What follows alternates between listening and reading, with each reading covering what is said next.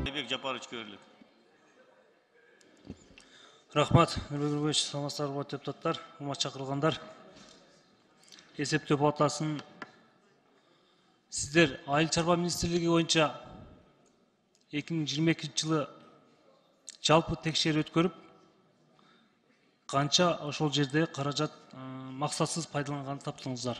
Айыл чарба министрлиги боюнча айтып бересиздер? Кайсы министрлик бул айтат? Айыл чарба министрлиги боюнча. Мен азыр Кундузбек Кошоевичке азыр эле айттым эле, Айыл чарба министрлигин ушу 2 жылдыгын бир текшерип атабыз. Анткени өзүңүздөр билесиз, ковид убагында анан буларга да көп министрлер кошулуп алышып, структура өзгөргөнүнө жараша бүгүнкү күндө ушу Айыл чарба министрлигинде транспорт, анан энергетика министрлигин 2 жылда бир карап атабыз.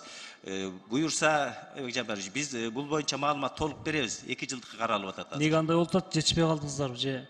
Жоқ, реформаға байланыштуу болуп калды бул. Анткени реорганизация болуп кошула берип, алар бизге кат жөнөтүп, толук реорганизация бүткөндөн карап бериле деп, ошон үчүн 2 жылдыкка каралып атат да, ушу 3 министрликте. Анда Гострой боюнча айтып бериңизчи.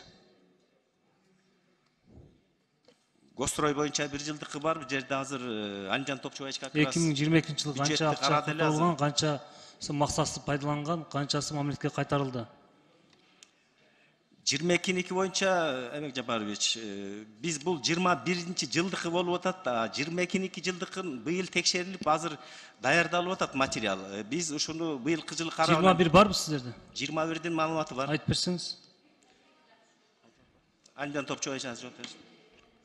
Урматтуу депутаттар, 21 жылды жыйынтыгы боюнча толук каралган капиталдык салымдар боюнча Гостройго 2 миллиард 700 миллион акча бөлүнгөн. Аны 95%га освоить этишкен 21 жылдын жыйынтыгы боюнча. Анын жыйынтыгынан биз 46 миллион сомго чейин завышение таап, анын толук 92%ын ордуна койдурдук. Андан тышкары көптөгөн мүчүлүштүктөр бар. Себеби 17 жылы атайын токтом кабыл алынган, жанагы көптөн бери курулуп бүтпөй жаткан ишканаларга акча бөлүп, жаңы ишканаларды баштоону токтотуп турсун деген, ошол токтоону бузуп 5 жаңы мектеп башталган, эски 46-50ге жакын Долгострой деген социалдык объектилерге акча бөлүнбөй, бүгүнкү чейин ошо Долгостройлор турат деген ошол жыйынтыкка келгенбиз. Рахмат. Айтсаңыздар, биздин элибиз ар дайым сурап келет да, Кумтөр боюнча 2021 боюнча текшердиңиздер да туурабы 2021 жылы Кумтөрдү?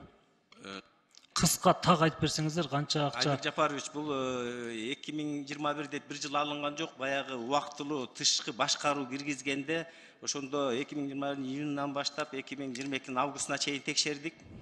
Ал жерде негизинен бардыгы болуп 7 миллиардтан ашык сумма каражат бузуулар, мыйзам бузуулар аныкталган. Анын ичинен 1 миллиард 140 миллион ордуна коюш керек болчу.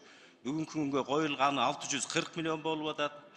Калган каражат бузуулар боюнча Генералдык прокуратура менен Улуттук коопсуздук комитети тергөө иштерин жүргүзүп атат бүгүнкү күндө. Улуттук коопсуздук комитети бар да бул жерде. Маалымат берип койсоңуз. Кумтөр боюнча калган 400 миллион боюнча эмне үчүн ушунга чейин кармалып турат? 2021 жылкы берилген отчет боюнча. Соттун палатасы чыгарган болсо. Бул иш башкы прокуратурада болуш керек, ошон үчүн маалымат болжот. Прокуратуранын өкүлү жооп берсеңиз. Саламатсыздарбы? Башкы прокурордун орун басары Үмүткан Нургазиевна. Азыр белгилеп кеткендей 1 миллиард 146 миллион 449 миң сом аныкталган. Жалпы зыян азыркы учурда 858 миллион 997 миң 262 миллион сом өндүрүлдү. Кечиресиз, угубай калтыңызчы бир аз. 1 миллиард 146 миллион сом ущерб өндүрүлгөн. Азыркы учурда 858 миллион сом өндүрүлдү. Тергөө жүргүзүлүп жатат. Соттун палатанын жетекчиси 600 миллион өндү деп жатпайсыздарбы? Сиз 800 деп жатасыз. 800 кийин дагы өндүрүп, улам өндүрүү болуп жатат. Бул биздеги маалымат, анткени Генералдык прокуратура тергөө иштерин жүргүзүүнүн алкагында күнүгө өндүрүп атат да. Бул өсө берет, бул 1 миллиард жана 146 миллионго чейин, Айбек Жапарович. Ошондо 300 миллион дагы өнүлө экен, туурабы, Кумтөр боюнча? Туура. 2 жылдан бери. 2 жыл эмес, 1 жыл ишке 9 ай болду. Мен энергетиканы дагы 2 жыл текшерип өздедиңер, 2 жылдыкын бир-бири өздедиңиздер. Ооба, быйыл 2 жылдыкы текшерилип атат, баягы ошо реорганизация болгонуна байланыштуу болуп калды.